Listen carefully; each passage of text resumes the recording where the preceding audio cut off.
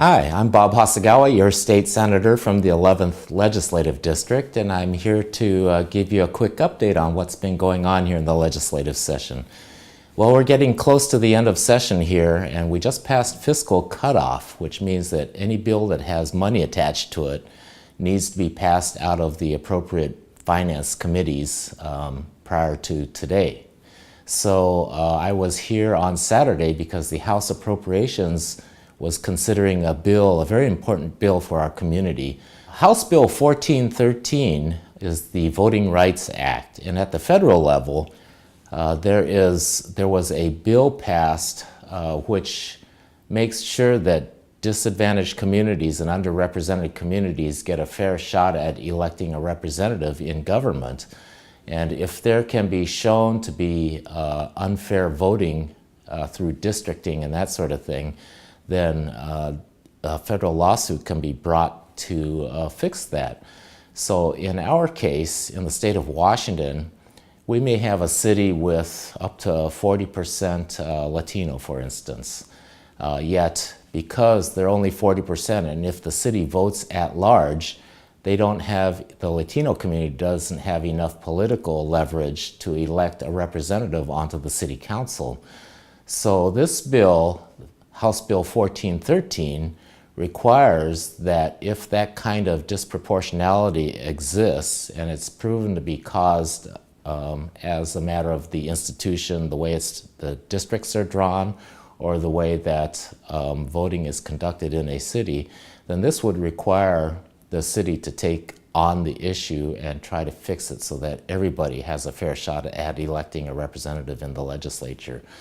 So I was successful in, I'm really tickled that we were able to get that bill passed out of our Governmental Operations Committee, on which I'm the ranking member. So thank you to Senators Pam Roach and Don Benton, Brian Dansel, and Ann Rivers for voting with myself and my caucus to move that bill out of our committee unanimously. So our next object is to get that pulled out of the Senate Rules Committee and get it onto the Senate floor for a vote. I also had a bill that 5173 grants leaves of absence for matters of faith or conscience.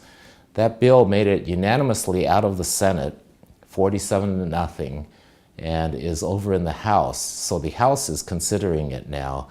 But once it left the Senate, a fiscal note was attached to it, which required the bill to go through the House Appropriations Committee, not just the Policy Committee.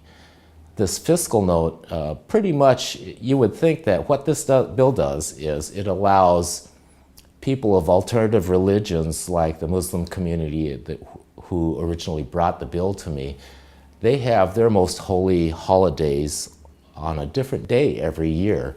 They call them their Eids. And the first Eid needs to be determined by the leader of the faith in our community.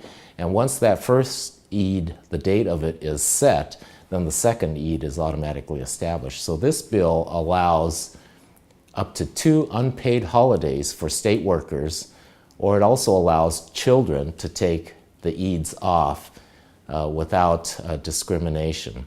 So that bill got a fiscal note on it, and you wouldn't think that that would cost any money because it's an unpaid holiday. And most of the agencies reported back that it wouldn't cost them anything, except the University of Washington, who threw close to a $250,000 fiscal cost onto that bill, even though they say they routinely grant these holidays when requested anyway. So the House Appropriations Committee considered that fiscal note and rejected it, as well they should have, and passed the bill out unanimously on Saturday out of committee. So it is in now the House Rules Committee, where I'm hoping to get it pulled from House Rules onto the House floor for a vote. If we can get that vote done, then since the House did amend the bill, it would have to come back to the Senate, but we would just concur with it, and then we would concur with the House changes, and then it would go to the governor's office for the governor's signature, hopefully. So there's a lot of things going on. We are considering a lot of fiscal issues right now. We passed a state budget last week, which I actually voted against, and if you want to see my reasons, you can watch the video from TVW, which you can stream online. We are also considering many tax exemptions. There's a whole laundry list of new tax exemptions or extending tax exemptions, which I likely will be voting against as well, because the main problem is we have a McCleary decision from our state Supreme Court that requires us to put another $4 billion at least into basic education.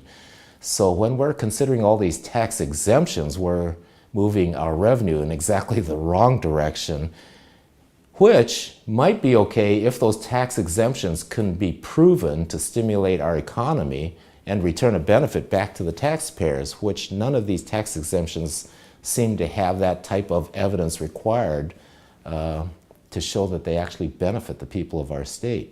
So by passing these tax exemptions without a real plan on how we're going to fund education, to me, is putting the cart before the horse. And I think that it deprioritizes education and puts corporate tax breaks as a priority over education, which is the main reason that I'll be voting against most of these tax breaks right now.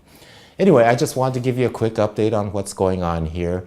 We're getting near to the end of session, as I said, so we're really starting to jam through on the workload with the bills being considered and all the decisions that we're going to have to make. So I will give you another quick update here soon. But for the time being, again, I'm Bob Hasegawa, your state senator from the 11th Legislative District. Thanks for watching this.